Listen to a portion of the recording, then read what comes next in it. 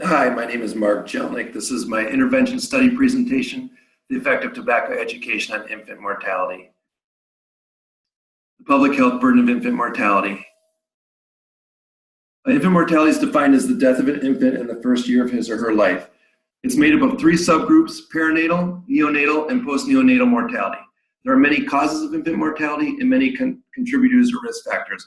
It's a very broad subject. The rates, causes, and contributors can be different depending on the area of the world that you're looking at. Infant mortality is a very important problem. It's an important marker for the overall health of a society. It can have a profound effect on the individual and communal level. For example, DT RIPAS showed that infant mortality had a strong linear relationship with the more comprehensive measure of population health, disability-adjusted life expectancy. Also in 1914, the Journal of the National Medical Association published a paper which I thought had a very poignant message. It said the tragedy of infant mortality is not so much the death of the babies as a waste of adult energy. It's a dissipation of the mental, moral, and physical energy of mankind. The premature explosion of a shell wounding the hunters for whom it was intended to procure food. A low birth rate is a blessing, and if it comes normally, it means better care of those born. Preventability. In looking at infant mortality, some of the causes of infant mortality are preventable, like education or making healthcare more available. Some, to some degree, are unknown, like preterm birth, so we don't know enough to be able to prevent it. Recent trends and costs of infant mortality. In 2015, the 5 leading causes of infant death in the United States were birth defects, preterm birth, and low birth rate, sudden infant death syndrome, maternal pregnancy complications, and injuries like suffocation. In 2015, the infant mortality rate in the United States was 5.9 deaths per 1,000 live births, and globally, the top 5 causes of infant death in 2010 were the following: neonatal encephalopathy, and I'm sorry, I can't pronounce that, infections, especially blood infections, complications of preterm birth, lower respiratory infections such as flu and pneumonia, and diarrheal diseases. The risk of a child dying before completing the first year of age was highest in the WHO African region, 52 per 1,000 live births, over 6 times higher than that in the WHO European region, which is 8 per 1,000 live births. I hope you can see through these that, depending on the area and everything, it's just very different, a lot of variability there. The costs of infant mortality are not just measured in money. There's the emotional and psychological cost of the individual, family, and community. There's also the financial and energetic cost of carrying a child in the labor. There's also the cost of healthcare throughout the process. In a paper by Chen et al., it was noted, and this is when they compared US to a lower Scandinavia, aggregating 4 million annual US births, taking a standard life estimate of 7 million. Basically, they calculated that it would save the US 84 billion annually, and it'll be worth it to spend up to 21,000 on each live birth to lower the infant mortality risk to the level of Scandinavia. Disparities between population groups. Infant mortality and low birth rate remain public major health issues in the US. Although infant mortality has decreased in the last decade, the gap between whites and minorities has not been closed. So it is, there's definitely disparities there. 2015 infant mortality rates by race and ethnicity were as follows. Non-Hispanic Black infants, 11.3. American, Indian, Alaska Native infants, 8.3. Hispanic, 5. Non-Hispanic White infants, 4.9. Asian Pacific Islander infants, 4.2.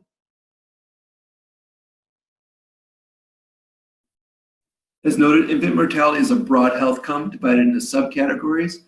There's a lot of variability there. There's a lot of risk factors and a lot of causes. As such, it's beyond the scope of this proposal to discuss all of them. However, I'll discuss some of the general ones and generally. So general risk factors for infant mortality include race, age of the mother, marital status, level of health care, alcohol, drug use, tobacco use, obesity, diabetes, health condition of the mother. There's also documented differences, obviously, between the racial groups, between countries, and even within areas within a country. I'm going to next go into some odds ratios. This was from a paper by Kansas, and hopefully you can see this, but this kind of goes into the risk factors, some risk factors, age, education, marital status, Medicaid, prenatal care, live births, tobacco use. This is an adjusted odds ratio at 95% confidence interval. It also breaks down between black or white. What we're going to be focusing on in this paper is tobacco use. So with tobacco use, you're at a 1.35 for black and 1.69 for white, which actually is surprising. I would have thought it would have been the other way around, but still high.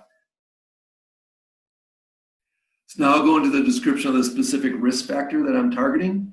One of the top causes of infant mortality in the U.S. is birth defects, and one of the contributors to health to birth defects is tobacco use. This intervention study will focus on tobacco use. Looking at the magnitude of the association of tobacco use and infant mortality is difficult. As I said, there's a lot of variability among the studies and a lot of risk factors. A very rough estimate for tobacco risk factor is 1.3 to 3.1 odds ratio at 95%, and this was estimated looking at the various papers. I chose 2 papers to look at just in this presentation, and the point here is I just wanted us to see just the variability in terms of the odd ratios. One paper by Singh et al. And the other paper by Johannesson. There's a lot, I mean, it's basically just, obviously it breaks down, but it's a lot of variability there. There are many studies that show the association between tobacco use and infant mortality. Both of the above were case control studies, and from what I looked at, most of the studies looking at that association were case control. Intervention studies have been done that focus on tobacco use and infant mortality. One that I looked at, Lumley et al., concluded that smoking cessation interventions in pregnancy reduce the proportion of women who continue to smoke late in pregnancy and reduce low birth weight and preterm birth. The strength of the study is that it was well planned. A limitation is that it's very hard for someone to quit during pregnancy, as you're also dealing with an addictive substance. A long-term approach to stop smoking in the community might be better. The objective of this intervention study will be to determine the effectiveness of a health education program, which includes a smoking cessation program to get mothers and potential mothers to stop smoking and lower the infant mortality rate. Because it would be very hard to quit, the study will focus on all women, mothers, non-mothers, women planning to be mothers, and then all women, because of non-planned pregnancy. The study design and methods. The study will be a community-based participatory research. The researchers will create a leadership team involving local healthcare practitioners, social workers, community, and religious leaders. The next few sections, this obviously all depends on what the leadership team decides, but the intervention will be delivered by an availability of a smoking cessation program and also an education program. Since it's hard for the individual to quit when they get pregnant, the program will focus on mothers, women planning to be mothers, and women not planning to be mothers, women between 16 to 45 years old. Educational component will be delivered by health clinics, social workers, and religious institutions in the community. Through the education, women will be directed to the smoking cessation programs if they feel they can't quit on their own. The study will take place in 2 communities in Minneapolis and St. Paul. They're racially and socioeconomically similar neighborhoods, North Minneapolis and then Midway neighborhood in St. Paul. Basically, it'll be chosen randomly. Infant mortality rates will be taken from both before the start of the study. One neighborhood will be the control, the other one will be the intervention, and obviously randomly determined. And the intervention neighborhood will have the community-based study. The exposure to tobacco use will be measured by survey before the study to determine tobacco use, and infant mortality will be measured by birth records. Cessation level participation will be measured before the study also. Once the study starts and the leadership team determines the best way to engage the community, these measurements will be taken every 3 months for a period of 3 years. The definition of tobacco use is 3 or more uses, cigarette, chewing tobacco, e-cigarette, etc., or a combination. So 3 of any of those a week. Definition of infant mortality will be the death certificate. Definition of tobacco cessation will be self-reported, either through enrolling in the program or surveys of mothers giving birth during the pregnancy. The study will have low internal validity, as reproducing would not yield the exact results. There's obviously lots of variability, not very controlled. However, it has good external validity in that the findings can be validly generalized. Sample size is hard to determine because of all the variability and the reported ratios. A conservative approach would be best. When I did this, I came to that we want to have a sample size of at least 96. Oops, I got a sample size of 96 at a power level of 90, and we've got the ratio at 1.3 statistical level. Anticipated outcomes. The expected outcome would be for the conservative estimate of the baseline odds ratios of 1.3 of infant death for tobacco users to go down 2 or below 1 after they stop smoking, and that the cessation program, the education, would be successful, and that would be the measure of that. I expect the study to take 3 years, basically because it takes a long time for the education program and smoking cessation efforts to take effect, and it's a long. You've got 9 months of pregnancy in there. As there'll be a measurement taken every 3 months, I expect the odds ratio for the control study to stay about the same over the 3 years and to continue to reduce by over the 3 years until it plateaus in the intervention group. The anticipated strength and limitations of the study.